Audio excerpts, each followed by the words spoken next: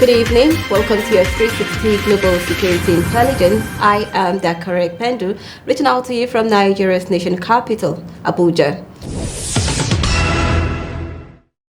Let's begin with top African security headlines, starting with Nigeria.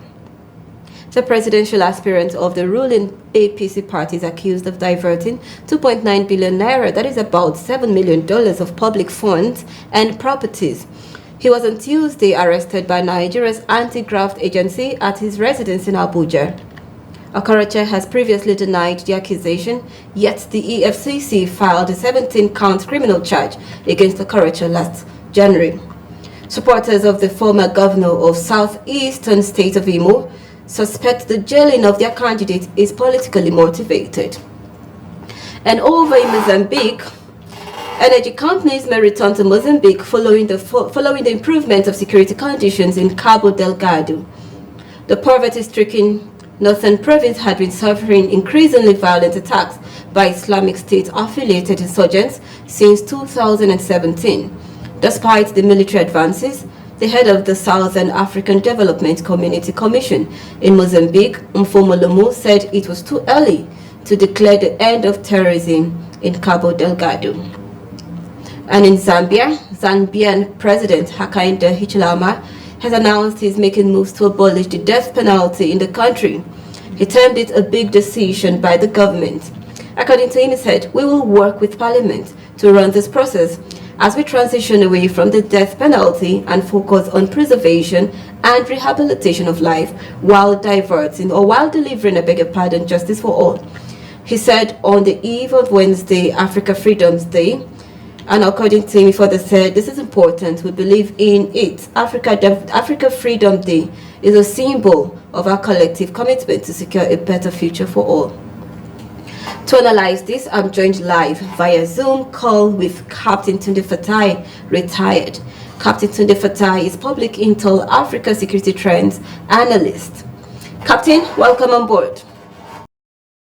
All right, let's start with the situation in Nigeria. You know, supporters of the former governor of the southeastern state of Imo suspect the jailing of their candidate is politically motivated. What is your take on this? Well, first of all, on the Okorocha's issue, Okorocha is a sitting senator. He's also a former governor of Imo State in Nigeria. One would expect that he understands the dynamics of Nigerian politics. You will recall that pre-politics, pre-elections, there's always checks, background checks, due diligence, and all that. He will have made himself particularly ready. We have information about a governor that changed parties only recently. He has his documents. We are told he has his documents with him anywhere he is. In the event he's confronted or accosted by the EFCC. A lot of people have looked at it from the political dimension. They say there's a political motivation to it, considering the timing. He's here pursuing his presidential aspirations, and right on the 2 days or 3 days to the primaries, he's been looked for by the EFCC. So when this happened, it should not have been a surprise to a lot of pundits, to a lot of watchers, because definitely everything in politics will be used to try and deal with rivals. But it may not be legal. So I think that this particular matter will be an issue for the lawyers. Already high-profile lawyers are behind him, trying to give him the necessary support. So we'll wait for the laws to take its thought. Okay, hold on, Captain. Do you think the statement, by their supporters or by the supporters are likely to bring in agitations, probably with IPOB or just whatever? Do you think this is likely to come up in such a manner? Well, for now, these are legal issues. But when it comes to politics, obviously, anywhere he gets support from, will definitely come out to say. You could see a case of Peter Obi. Some parties were, some supporters have said, go to any party, we are behind you. So things like that, you definitely have support. Well, it depends. You see, you cannot change the laws of a constituted country. And if the EFCC has taken this step, if there are facts that he has jumped bail, if there are also facts, it will definitely, it has disrupted its operations. So this is a minus for him. Okay, moving over to Mozambique. Energy companies may return to Mozambique, following the improvement of security conditions in Cabo Delgado. Now, according to the head of the Southern African Development, he said that it was too early to declare the end of terrorism in Cabo Delgado. What does this mean to Mozambique's national security? Well, this is a very good one by all standards for Mozambique. Like most African countries that have enjoyed the oil wealth, it's sometimes a blessing and sometimes a curse. It's also very important that security is provided, and this is why you had a situation of Total going on evacuation, Total having to declare force majeure.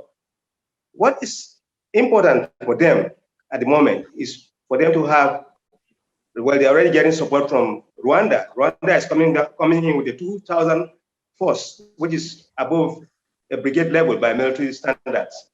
They are also having support from the SADA, the South African Development Commission, and this would really help bring some level of sanity to allow them work. But what we'll have ongoing is the fears is that it will look like what we have in our own northeastern states, where you have a lot of ungoverned space. Obviously, when you have ungoverned space, if they can't operate in the urban centers, in the remote areas, or trans states will always have issues. But my personal opinion on this is that while they are holding on and expecting to get support, foreign support, it is also important and imperative that Mozambique should build up their capacity, build up their integrity. You can't depend on foreign dependence. We know what's happening in Ukraine right now. You can't depend completely on international support alone. You need to build your own army, build your services so that they can protect your wealth. All right, moving over to Zambia. The Zambian president, Hakainde Hichilema, has announced he's making big moves, to abolish the death penalty in the country. He said this on Africa Freedom's Day. Now, how would this affect the growth, the economic development of the country? Yes, well, you will agree that for the Zambians to take this, to think of the death penalty thing, about 23, I think, of African countries currently, yes, 23 of the 53 African countries have already got rid of the death penalty. It's bound to happen, but we will also agree that they are bringing in death penalty in one way, they are taking up death penalty, and there's also laws on terrorism. They are trying to bring in laws to reprehend terrorism. So how do you deal with these situations? In a country like Nigeria, yes, we've talked about it for some time, but how has it really worked? But in reality, look at Zambia. Since 1990, they've not actually executed anybody. It's the same thing in most African countries. So it's really a lot of theory involved in the whole issue of the current situation. Even the Americans have a death penalty in place. So most countries do have.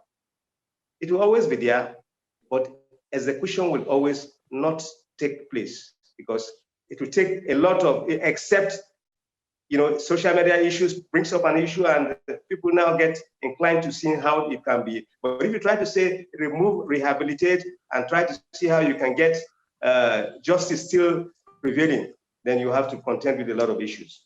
Captain Atanda Fitaya, retired. It's always a pleasure to have you on board. Many thanks. Always, Captain. Thank you so much. Captain Tunde Fatai, retired, is Public Intel Africa Security Trends Analyst. Coming up on Public Intel is Global Affairs. So stay with us. We'll be right back.